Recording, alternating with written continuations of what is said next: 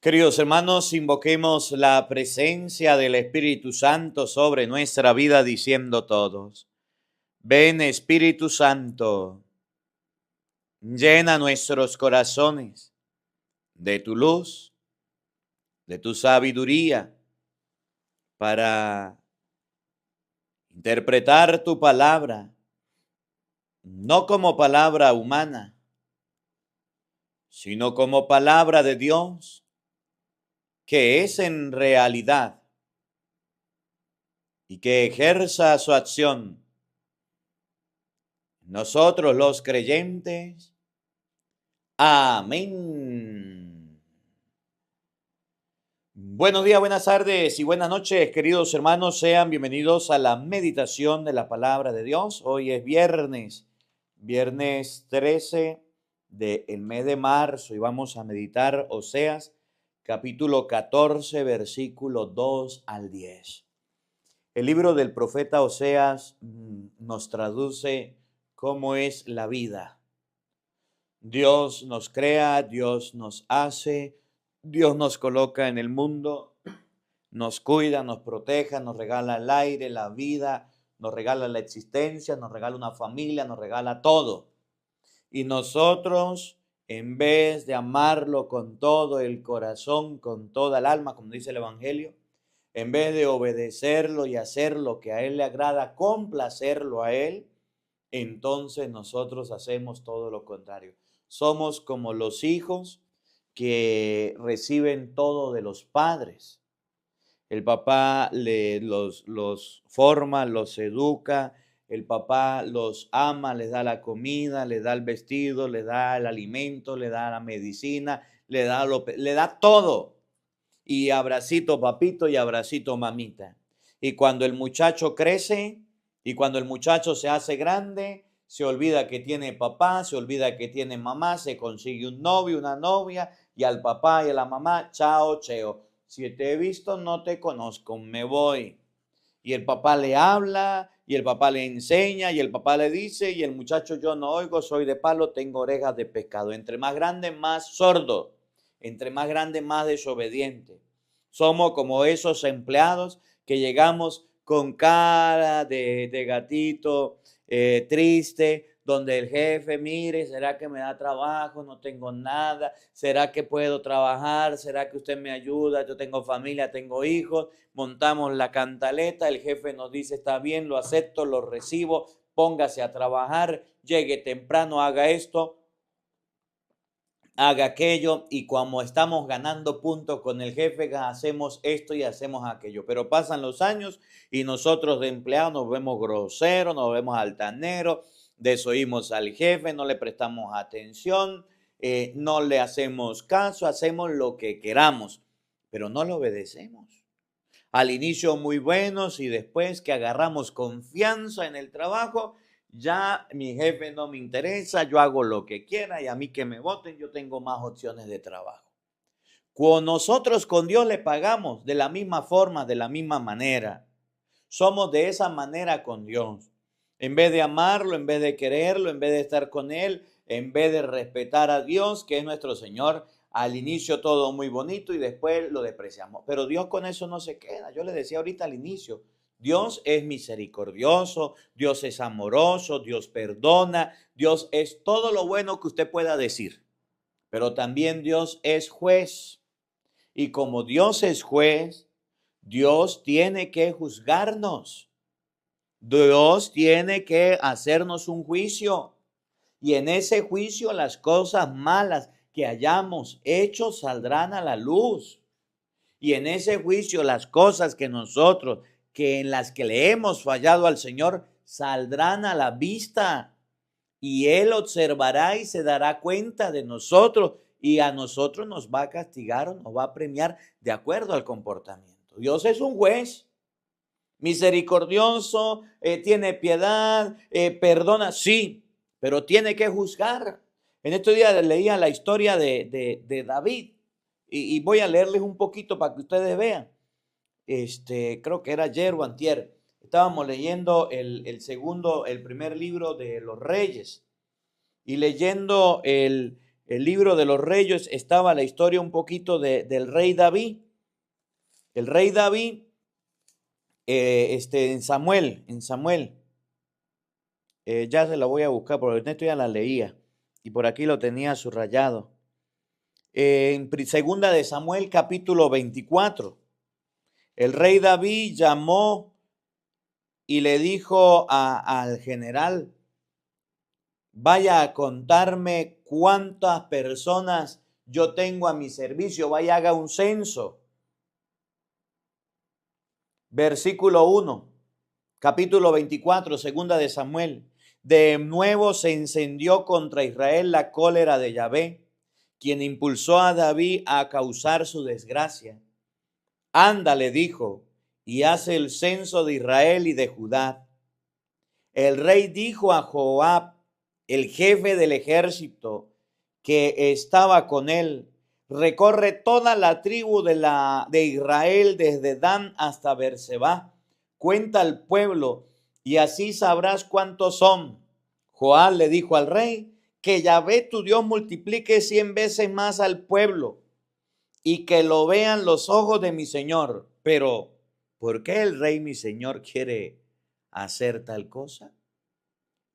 Dios defendía al pueblo y Dios tenía al pueblo innumerable como las arenas del cielo. No se podía contar. Y eso fue lo que Dios le dijo a Abraham: haré un pueblo innumerable, incontable. Y David aquí le falló. ¿Por qué? Porque se puso a contarlo, desafiando a Dios. Y David era el amado de Dios. Y David era el predilecto de Dios. Y era el preferido de Dios. Pero hizo lo que a Dios no le gustaba. Empezó a contar el pueblo. ¿Y qué hizo Dios? Se quedó con los brazos cruzados y ya. No, señor. No, señor. Dios castigó a David. Dios castigó. Versículo 9. Joab le entregó al rey el número exacto de la población. Dios había dicho: el pueblo va a ser innumerable como las arenas, incontable como las estrellas. Y aún así David lo mandó a contar. Israel contaba con 800,000 hombres de armas capaces de manejar la espada, y Judá con 500,000. Miren todas las personas que habían, incontable, innumerable, y él la mandó a contar. Entonces Dios castigó a David, porque es juez. Pidió perdón, pero lo castigó. Versículo 10. Pero enseguida el corazón de David se puso a palpitar. Había censado el pueblo. Le dijo: Yahvé, cometí un gravísimo pecado. Perdona, Yahvé, ahora el pecado de tu siervo. Actúe como un tonto. Versículo 11. Al día siguiente, mientras David se levantaba, la palabra de Yahvé le fue dirigida al profeta Gad, el vidente de David. Ve a transmitir a David estas palabras de Yahvé. Te propongo 3 cosas. Elige una y te la llevaré a cabo. Mire el castigo. Pidió perdón, pidió misericordia, pero Dios lo castigó porque es juez. Y es un juez que no se deja comprar por nadie. O sea que las tonterías y los pecados, las cosas malas que hagamos, vamos a ser juzgados, sí, aunque seamos muy amigos de Dios como David. Gad se presentó ante David y le dijo: ¿qué elegirías? ¿3 años de hambruna en todo el país? ¿3 meses huyendo de un enemigo que te persigue? ¿O 3 días de peste en el país? Piénsalo tú, me dirás qué respuesta debo llevar al que me envió. David le dijo a Gad: estoy en un gran aprieto, pero es mejor para nosotros caer en las manos de Yahvé, que es rico en misericordia, antes de caer en las manos de los hombres. Y David escogió la peste. Se portó mal David y Dios los castigó. Y era el preferido y era el consentido. Y hacía las cosas bien, pero a veces metía la de caminar. Fue y se enamoró de la mujer de Urías y se la quitó. Y el niño que nació se murió. David la hacía cosas malas y era el predilecto de Dios. Y como ser humano se equivocaba y fallaba. pero Dios también lo castigaba. Yo lo que quiero que comprendamos en este día es que Dios es un juez y tiene misericordia y nos perdona y nos ama y somos sus criaturas, sí, pero también nos da una palmada cuando lo necesitamos y también nos va a pedir cuenta de las cosas malas que hagamos. De Él nadie se escapa, de Él nadie se aleja, de Dios nadie se libra. Aquí en la vida, en la otra vida, Dios nos va a pedir cuentas. Los justos cumplen los mandamientos de Dios.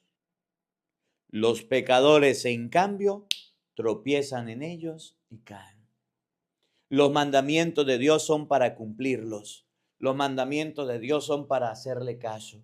Los justos le hacen caso a Dios. Los pecadores tropiezan con los mandamientos, se caen, es decir, cometen errores. Si el mandamiento es amar a Dios sobre todas las cosas, tienen brujería. No tomar el nombre de Dios en vano, andan jurando. Santificar la fiesta, no van a la misa. Honra a tu padre, a tu madre, golpean, insultan a su papá y a su mamá y le dicen groserías. No matar, están a favor de la muerte, están a favor de desvivir a las personas en el vientre de su mamá cuando son ancianos, de insultar a una persona. No robar, se roba. Tropezar significa chocarse con ellos para caer. Los mandamientos de la ley de Dios son para cumplirlos, son para hacerlos. De no cumplirlos, de no hacerlos, Dios es un Dios juez. Es misericordioso, es rico, pero es juez y como juez nos va a castigar o nos va a premiar de acuerdo a nuestro comportamiento. Nos va a dar pao de acuerdo a lo que nosotros hagamos, de acuerdo a lo que nosotros vivamos. Miren cómo comienza el libro del profeta Oseas diciendo: esto dice el Señor Dios, Oseas capítulo 14, versículo 2. Israel, conviértete al Señor. El pueblo de Israel era el pueblo escogido. El pueblo de Israel era el pueblo amado, pero tenía un problema, le faltaba la conversión. Tenía un problema, conversión es cambiar, mejorar, transformar. ¿Y usted quiere un ejemplo de conversión? Jonás en el pueblo de Nínive. Dentro de 40 días Nínive va a ser destruida. Jonás se fue predicando, pregonando. El pueblo escuchó la voz de Jonás. El rey escuchó la voz de Jonás. Empezaron a mejorar la mala vida. Eso es conversión. Empezaron a dejar las cosas malas. Eso es conversión. Eso es cambio de vida. Eso es transformación. Y empezó el pueblo a cambiar sus malas actitudes. Dios vio cómo el pueblo cambiaba la mala vida y no destruyó a Nínive. A mí me llama la atención un día que se acercan a Juan los soldados y le dicen: ¿nosotros qué debemos hacer? Y Juan les dice: hagan esto, hagan aquello, mejoren en esto y mejoren aquello. Y la gente se acercaba a Juan y le preguntaba: dame una receta de lo que es conversión, de lo que es cambio. Y Juan le decía: a hacer esto, hacer aquello y hacer aquello. Vamos a ver si lo encontramos para leérselo, para que vean ustedes lo que significa la conversión según la palabra de Dios. A ver si está aquí Lucas. Lucas capítulo 3, versículo 3. Vamos a buscarlo, usted que está en la casa, búsquelo ahí para que lo tenga y sepa lo que es la conversión. Israel, conviértete al Señor tu Dios. Juan 3:3. Juan empezó a recorrer toda la región del río Jordán, predicando el bautismo y la conversión. Oigan, escuchen. Para obtener el perdón de los pecados. ¿Para qué la conversión? Para que haya perdón de los pecados. Si usted va a la confesión y no siente contrición y no tiene conversión, entonces no hay perdón. Es que yo me robé una gallina. Bueno, hoy se confiesa: padre, mire, usted sabe que me robé una gallina, el padre da la absolución. Pero para que haya absolución, para que haya perdón, devuelva la gallina. Que yo me la voy a comer, padre. Es que yo me la robé, pero no estoy arrepentido. Entonces, ¿para qué el perdón? Padre, es que yo vivo en adulterio. Bueno, yo te confieso, yo te absuelvo, pero tienen que dejar el adulterio. No, pero es que yo quiero seguir viviendo con la moza. Entonces, no hay conversión, no hay cambio de vida, entonces no hay perdón. La conversión se da para que haya un cambio. Convertir, transformar, cambiar, mejorar. Para eso es la conversión. Oigan, esto ya estaba escrito en el libro del profeta Isaías. Oigan ese grito en el desierto. Preparen el camino del Señor, enderecen sus senderos. Eso es conversión, enderezar el sendero. Las quebradas serán rellenadas y los montes y cerros allanados. Lo torcido será enderezado y serán suavizadas las asperezas de los caminos. Todo mortal entonces verá al Salvador de Dios. Ahí viene. Juan decía a la muchedumbre que venían a él para que los bautizara. Raza de víboras, ¿cómo van a pensar que escaparán del castigo que se acerca? Produzcan fruto de una sincera conversión. La conversión no es de palabra. Estoy en cuaresma, me voy a convertir. En esta cuaresma voy a hacer ayuno. En esta cuaresma voy a evitar esto. No, la conversión debe ser de verdad. Pues no es el momento de decir nosotros somos hijos de Abraham. Yo les aseguro que Dios puede sacar hijos de Abraham también de esas piedras. El hacha está puesta junto al árbol. ¿Qué es conversión? Todo árbol que no dé buen fruto será cortado y arrojado al fuego. Juan lo decía. Todo árbol que no dé buen fruto será cortado y arrojado al fuego. Si no hay conversión, no hay cambio. Y si no hay cambio, la candela nos espera. Israel, conviértese, pueblo de Dios, conviértese. La gente le preguntaba, ¿qué debemos hacer? Mire, la gente. Él les contestó, ¿qué es conversión? El que tenga dos capas, que dé una al que no tiene. La capa era para dormir, para taparse del frío. La capa era algo costoso que se conseguía o era algo económico que los pobres no la tenían. Y había gente que cargaba de 2 y de 3 y decía, Juan, preocúpate por el que está pasando frío y comparte tu capa.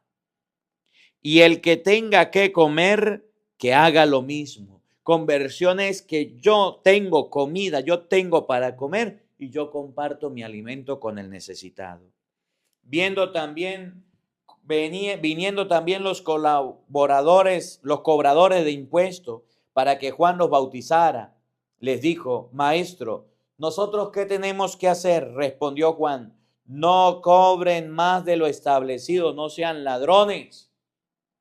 La conversión para la gente, compartan lo que tienen. La conversión para los funcionarios públicos, dejen de robar. Confórmense con lo que tienen. No cobren más de lo que le corresponde. Mire que Juan los conocía y eso eran los funcionarios públicos. ¿Cuánto hay para eso? Y le cobraban a las personas. A su vez, unos soldados, también los policías, los guardias, le preguntaron, ¿y nosotros qué debemos hacer? Juan les contestó, no abusen de la gente, no hagan denuncias falsas y conténtese con su sueldo. Dejen de estar robando, dejen de estar quitándole a la gente.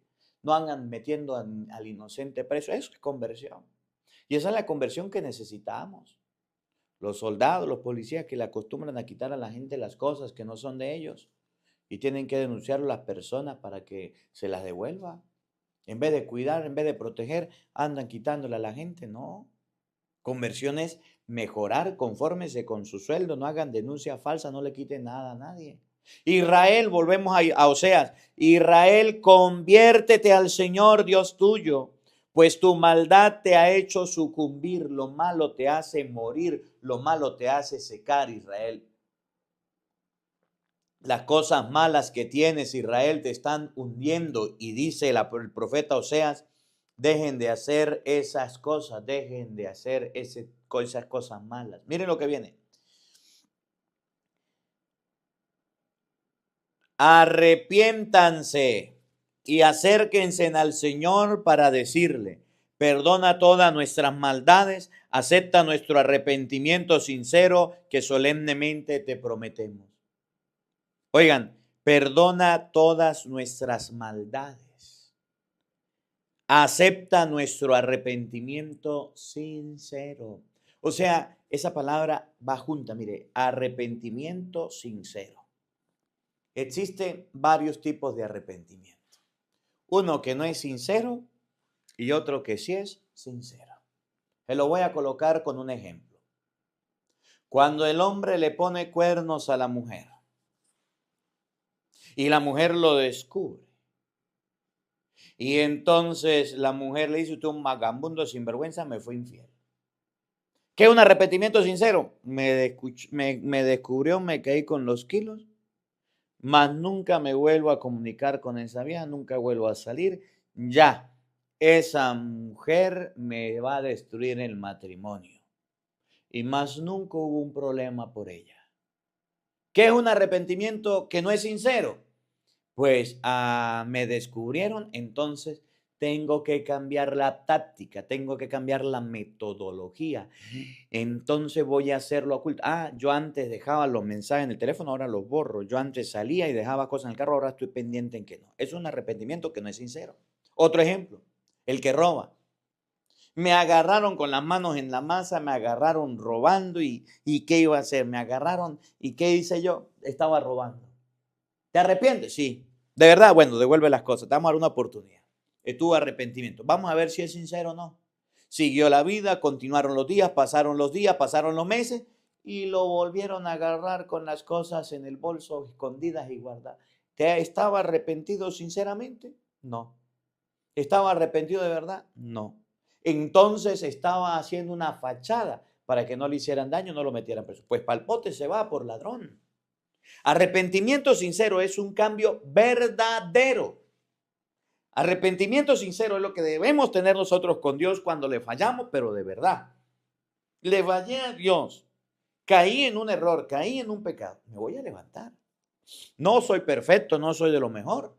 A lo mejor una mentira, a lo mejor un grito, a lo mejor la pelea. Arrepentimiento sincero es que ya lo dejo y me aparto y me alejo de ese vicio. Mire, yo me recuerdo, el otro día le decía, mi tío, tenía un tío que de niño, cuando yo estaba niño, él ya falleció, el tío Hernando, y él fumaba. Y entonces yo estaba chiquito, estaba pequeño. Y yo miraba que mi tío agarraba, fumaba y tiraba las colillas de cigarrillo por la puerta. Y era patio. Y un día cuando yo vi una colilla de cigarrillo salí corriendo, yo quería saber qué era eso. Y cuando yo agarro la colilla y voy a metérmela a la boca, mi mamá me pegó un grito, ¡Marco! Y formó una zampablera mi mamá.